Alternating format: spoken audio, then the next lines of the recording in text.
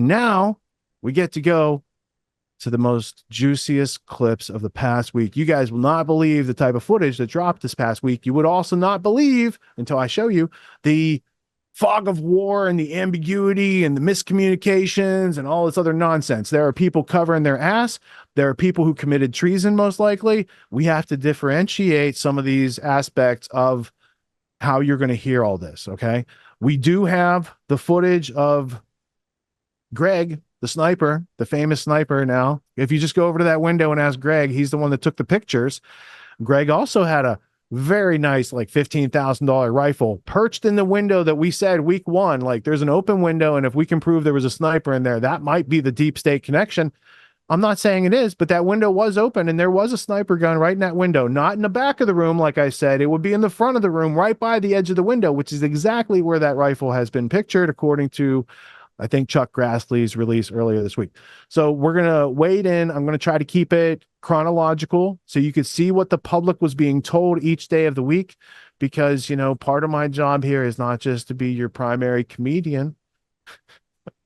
It's also to be like your modern day Herodotus. I'm helping you capture and understand the evidence and artifacts as they unfold each week. And then you're going to have a coherent understanding and memory of these events where everyone else is getting lethal weapon callback, fucked at the drive-through on these types of things. They're getting fragmented, incorrect, never reconciled, never fact-checked type of things. And that is not a mindset you want to go outside. The world's a challenging and sometimes dangerous place.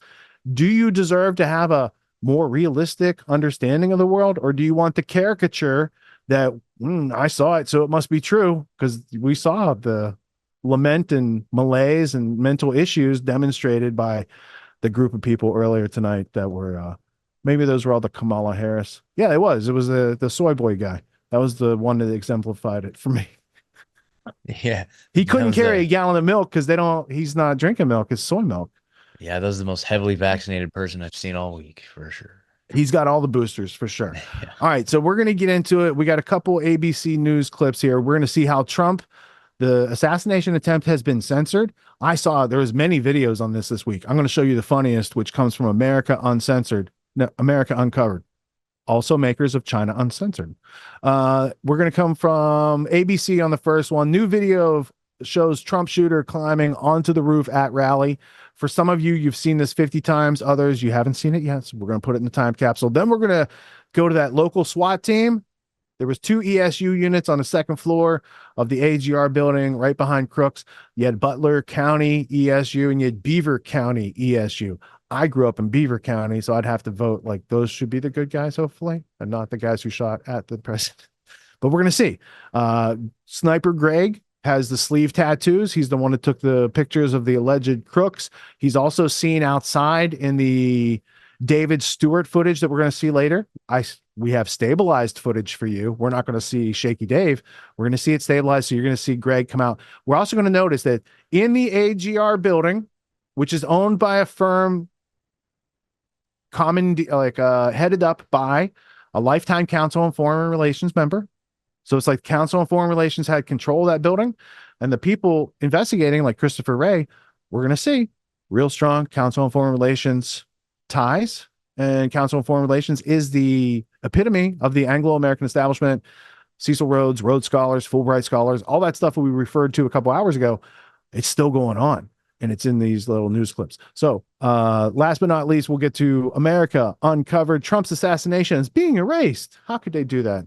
We all know when it had happened, but what happens when we are gone? Will people know that somebody tried to, or they did, they shot him in the face. Somebody shot him in the face. Is that still a thing in the future? We'll see. This podcast might be really inconvenient if they're trying to memory hole such things. All right, let's go to this block, and then we will come back to analyze. We continue here with the news tonight. There are fast-moving developments after the assassination attempt tonight. Remarkable new images here. The alleged gunman seen climbing to the roof just minutes before opening fire at that rally. You can actually hear people in the crowd yelling to an officer, pointing him out. And now we learn that law enforcement was actually using that building as a staging area, and how the gunman climbed onto the roof, the wall outside that building. I just want to prove the point he's saying. In the Dave Stewart footage that we're going to see later, I got lost on the stabilization part. The key point is At some point, Crooks is on the roof allegedly shooting, and there's like over a dozen law enforcement guys that come out the door after like minutes after Crooks is dead, allegedly. Like you see them coming out. So that whole building was swarmed with SWAT inside, and yet the guy was on top and nobody saw him and nobody caught him, and they knew about him an hour and a half in advance. But anyway, let the news guy tell you. Go ahead. Area and how the gunman climbed onto the roof, the wall outside that building. And ABC's Pierre Thomas tonight with the exclusive interview with the head of the Secret Service and what she's saying now. Stunning new video tonight showing the moment Donald Trump's would-be assassin climbed onto the roof of that building just 2 minutes before he opened fire. Yeah, look, there he is. You can hear bystanders desperately trying to alert police. Authorities now using that video as part of the investigation. And tonight, ABC News has learned that heavily armed local police were stationed inside that building and missed Thomas Crooks climbing up the outside of the building to the roof. The same building was being used as a staging area for local police, according to 2 law enforcement officials. And Butler Township officials are confirming ABC News' reporting that a local police officer climbed up the roof and confronted Brooks moments before the shooting. The officer grabbed hold of the edge of the building, pulled himself up to be able to look, and according to what he's told me, shooter turned, rifle was pointed at the officer. The officer, defensive move, kind of ducked, fell, lost his grip on the building. Investigators tonight trying to determine whether roof access had been properly locked down. The shooter climbing seemingly unimpeded, about 400 feet from the stage, with a direct line of sight on the former president. Take a look at what happened. In Washington, lawmakers demanding answers, calling on the Secret Service director to appear before Congress. We sat down with Director Kim Cheadle today for an exclusive interview. What was your reaction when you saw the events unfold on Saturday? Shock, and then concern, obviously, for the former president. This is an event that should have never happened. Who is most responsible for this happening? What I would say is that the Secret Service is responsible for the protection of the former president. So the buck stops with you? The buck stops with me. I am the director of the Secret Service. It was unacceptable, and it's something that shouldn't happen again. The president. Now to an ABC News exclusive on the assassination attempt on former President Trump. For the first time, we're hearing from members of the Pennsylvania SWAT team that took up positions to defend the former president. ABC News senior investigative correspondent Aaron Katursky has the latest. I remember standing in the parking lot and talking to one of the guys, and so we just became part of history, and not in a good way. The SWAT team from Beaver County, Pennsylvania knew something about the scrawny young man seemed off. He can be seen in this video obtained by ABC affiliate WTAE skulking around former President Trump's rally. Text messages between local snipers show they noticed Thomas Matthew Crooks at 4:26 p.m., nearly 2 hours before the attempted assassination that would injure Trump, kill a man, and severely hurt 2 others. "You see me go out with my rifle," one of the snipers texted, "so he knows you guys are up there." By 5:14 p.m., they grew suspicious. He was looking up and down the building and just wandering around, and it just seemed out of place. Greg Nichols snapped these photos of the shooter. We had a text group between the local snipers that were on scene. I had sent those pictures out to that group and advised them of what I noticed and what I'd seen. What do you think is transpiring once you send in what you've sent in? I assumed that there would be somebody coming out to, speak with this individual or, find out what's going on.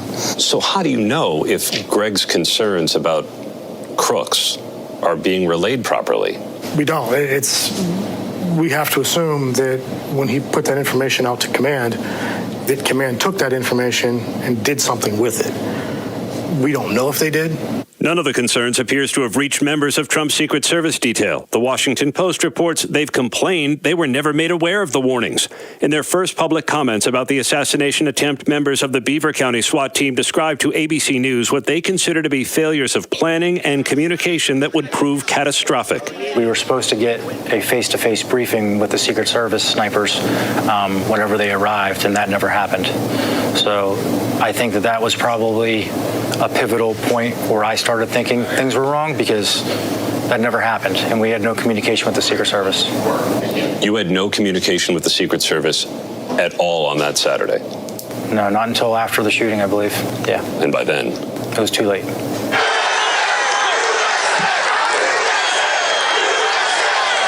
The Secret Service declined to respond directly, but told ABC News the agency is committed to better understanding what happened and is offering complete cooperation with ongoing investigations. The suspect is directly above us. Members of the Beaver County SWAT team rushed to the shooter's rooftop.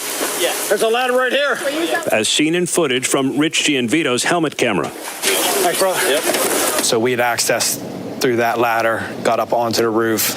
And as you're scrambling onto that roof, you don't know for sure whether he's dead or alive, or whether you'll encounter fire. At that point, no. So what are you prepared? Are you prepared for a firefight at that point? Well, we're prepared for anything at that point because at this time we're unsure. Give me a solid perimeter. Get guys prepped to clear the building. He encountered the shooter's bloodied body some 400 feet from the stage. The team believes it did everything it could have to thwart the attack, but accepts its share of failure. I think we all failed that day. How so? Life is lost. Yeah. People died. And if there's anything that we could have done to stop that, we should have done. Incredible reporting. ABC News senior investigative correspondent Aaron Katursky joins me now for more on this. That is tremendous to hear that team tried to go up the chain of command but heard nothing. What stood out to you, Aaron, when you visited the SWAT team headquarters? I think hearing that the lack of communication almost doomed the event from the start. But I'm also struck by what they're doing now. They're studying. Elon Musk faces off with Gavin Newsom. Venezuela's election is a communist nightmare, which is redundant, I know. And Trump's assassination gets memory hold. That and more on this week's America Uncovered news headlines. Welcome to America Uncovered. I'm Chris Chappell. Apparently, Elon Musk and California Governor Gavin Newsom are at war over Kamala Harris. I am so tired of covering the news.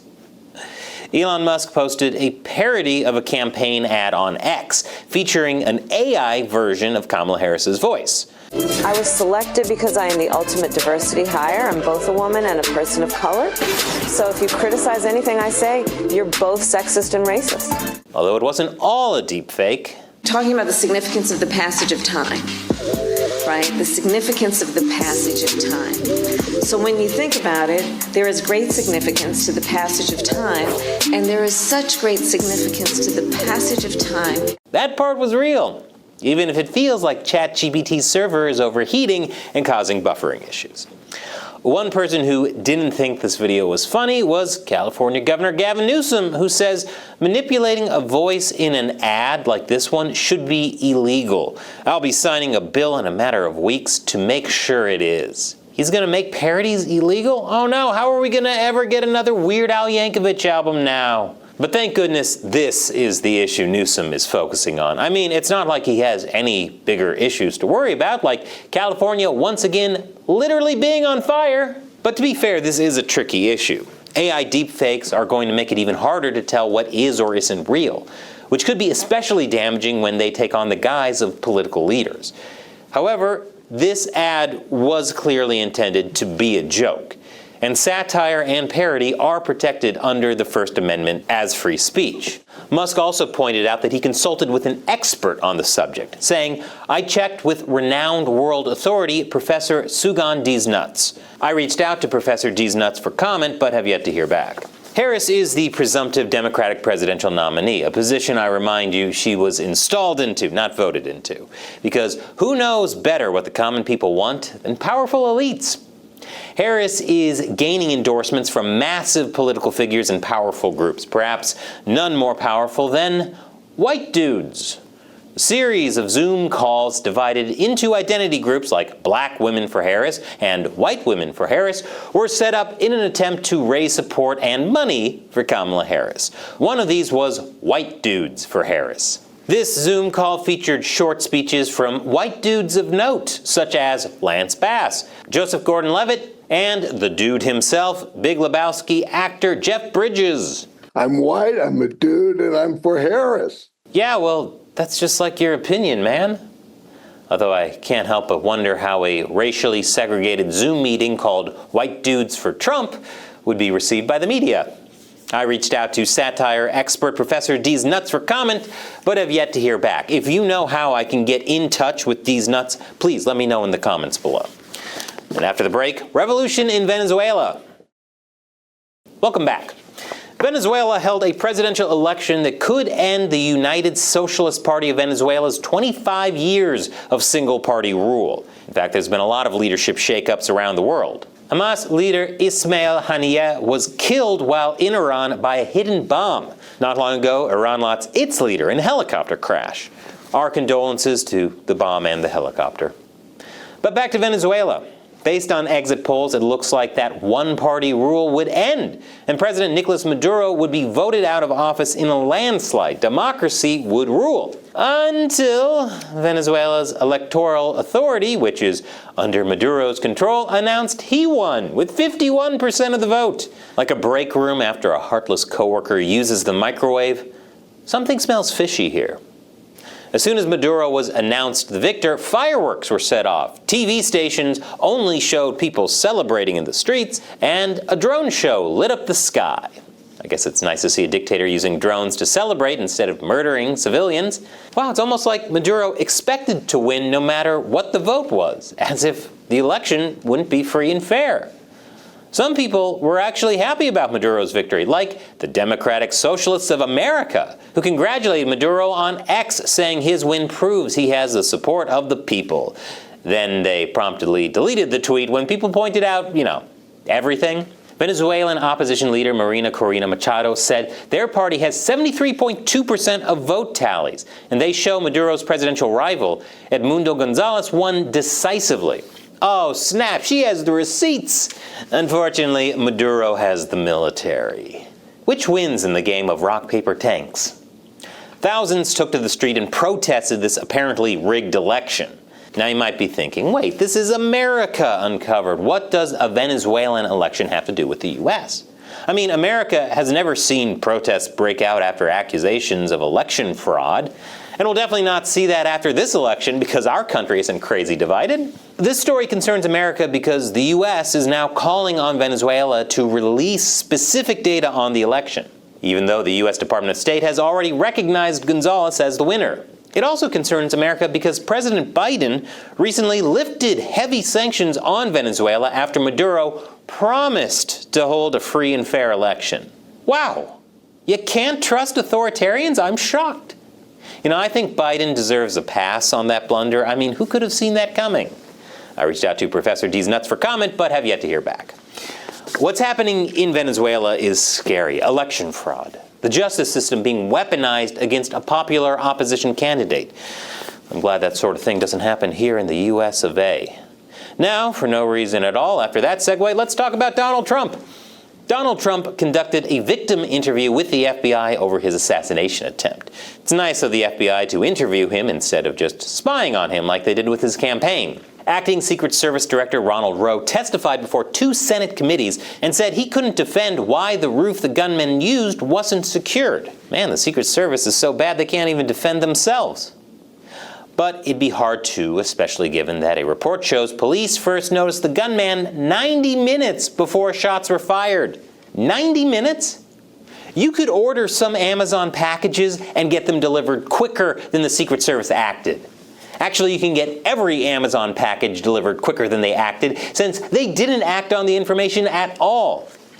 Speaking of Trump, while appearing for the National Association of Black Journalists, he suggested Kamala Harris misled voters about her race. She was always of Indian heritage, and she was only promoting Indian heritage. I didn't know she was black until a number of years ago when she happened to turn black, and now she wants to be known as black. So I don't know, is she Indian or is she black? She is always identified as a black woman. She went to a historically black college. I respect either one, but she obviously doesn't. The Associated Press said Trump falsely accused her of misleading voters about her race. Even though, as ex-users pointed out, the Associated Press themselves referred to her as Indian American when she became a senator. On the bright side, this isn't as nearly as confusing as Canada, where the opposite happened. Justin Trudeau suddenly became Indian and black. But at least there's one thing we can all agree on. The Trump assassination attempt actually happened. At least that's what I would be saying if it weren't for the fact that Meta's AI tool said the Trump assassination attempt never happened. The New York Post asked the bot if the event was fictional, and it replied, "There was no real assassination attempt on Donald Trump. I strive to provide accurate and reliable information, but sometimes mistakes can occur. To confirm, there has been no credible report or evidence of a successful or attempted assassination of Donald Trump." To be fair to the AI, the shooting does feel like a scene you'd see in a fictional movie. Trump narrowly avoids a bullet flying through his skull by moving his head at the last second, then responds with an iconic pumping of his fist in front of the American flag. Dude went from the Dawn to the Rock. Of course, you may not have seen this photo since Meta platform Facebook admitted they censored the image.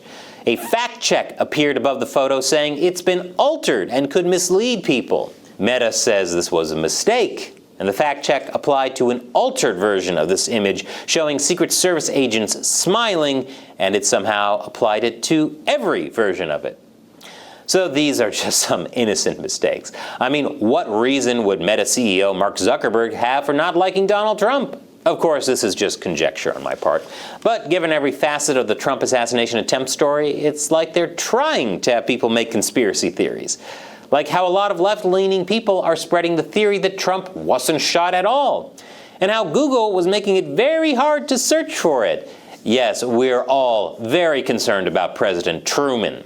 Enjoy the video? Here's another video YouTube thinks you'll like, because the algorithm is great.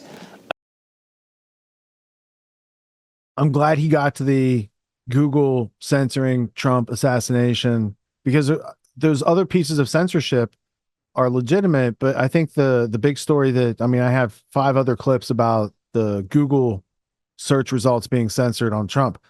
But the other instances he's showing about censoring the picture about Trump, how they said it was fake news, basically, right? So when you can just say anything about your opponent is fake news and it gets censored by the biggest platforms in the world, I'd say the deep state's pretty powerful to be able to do that. Trump can't do that. He's a billionaire. He can't do that on his own.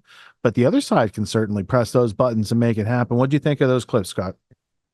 Oh my gosh, there's so much in there. But yeah, well, just on what you just said right there, like one of the things that I've been kind of pondering is like, why doesn't Trump use Twitter X now? It seems like that's such a huge like microphone that he could be using, but I don't know. He's so stuck in his ways on truth, or at least retweeting his truth posts would be beneficial. I don't know. But anyway,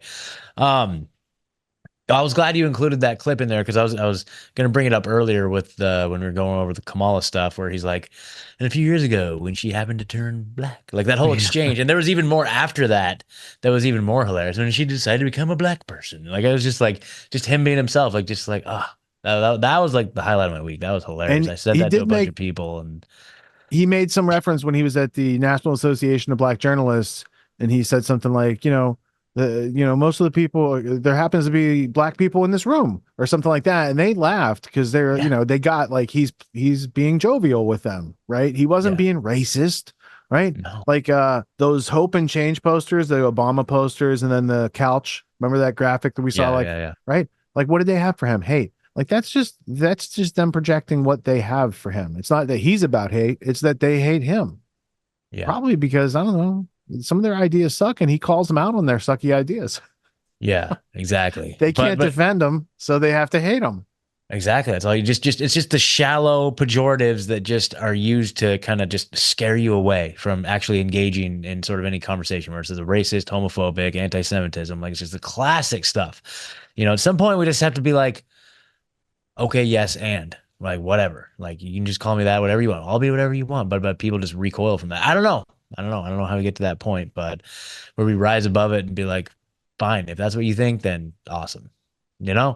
Like, not having, like, that's their biggest weapon. That's their biggest weapon. That's their biggest bludgeon that they have to wield. And if we just take all the power out of it, then they've got nothing left. Yeah, it's just like the use of the term conspiracy theory. Like, it loses its bite when they're doing the work of the CIA.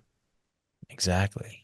Right. How do we mass popularize that? I mean, we're doing our best, man. We've got our shows. Well, we should make a t-shirt. Document 1035-960 concerning criticism of the Warren Commission report, and just put like the data on the back. Put a QR code on it so people can just scan it and take you right to the freaking page, man. Yeah, at the Mary Farrell Foundation, where they keep those JFK documents. Twice a year, I teach a course called Autonomy. It's a 12-week course. It teaches leadership, entrepreneur skills, executive skills, all these types of things that I saw were taken out of our education system in order to make the schooling or indoctrination system that we've all probably went through. And it has served us well enough to be interchangeable cogs in the machine of the globalists. But if we want a homestead, if we want write our own ticket, work from home job, work from anywhere type of situation, they're not exactly handing those out at the end of college. They give you a piece of paper and they're like, good luck. So reality is dropping us off here, but the demands of reality are up here. So I created Autonomy to help people close that gap for themselves so they can level up their skills to the demands of the situations that life is putting in front of us presently. Life's demands of intellect and understanding precision and complexity are ever increasing. The schooling didn't prepare us for it. The media is not going to do anything but reinforce what schooling prepared us for.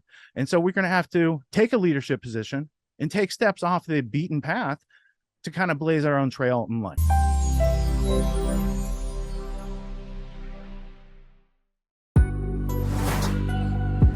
What makes the Grand Theft World podcast unique, invigorating, exciting, and informative? Most other podcasts out there are either doing straight up interviews or they're just covering the daily news. They're covering current events from the day they happened. And that is effective. It's useful. It's a great starting point. And then sometimes these current events change during the week past the first story. So we like to give it a little time. You have to wait till some of the dust settles on these stories in order to give them accurate coverage. And the other thing that's really missing in the media landscape is covering the articles that are coming out every day. That's great. That's necessary. But who's bringing in contextual history so that you can understand what has been going on for decades and decades to lead up to the machinations and actions that we see unfolding today? So what we do here on the podcast is we cover current events. Many of these things are censored, but we wait about a week. As a forensic historian, I focused mainly through my career on the history of globalism and collectivism and things that they call maybe the New World Order.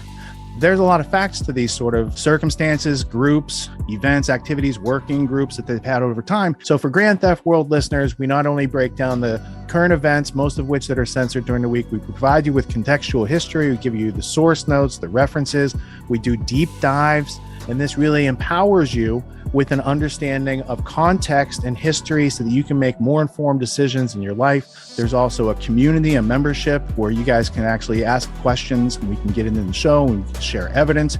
And there's a town hall weekly for Grand Theft World for those who listen to it and are interested in covering the stories that we don't get to during a 6-hour show. Listening to it an hour a day, you could easily consume the week's news, but you're going to have substance and meaning and context and understanding. And with that, you can make higher quality decisions in your life. So if you're interested in more quality in your life, go to grandtheftworld.com, click podcast at the top, and we'll see you there. Thank you. These allegations are false. This isn't Grand Theft Auto, folks. This isn't a video game. What are the most surprising things that you discovered once you started pulling on that thread? Who he was connected to, what institutions he was influential over, what events he participated in? Come on, man. What are we talking about? Come on, man. No. You don't have to think about it, dude. I got this quote because you said you didn't know much about Klaus Schwab. I made it my job to, as soon as this happened, I'm like, okay, this guy's their front man. Let me learn about the official history of the World Economic Forum. I got their 40-year history. I got every book that Klaus Schwab has written or ghostwritten. I went through those books. This is one of the most interesting passages. Come on, man.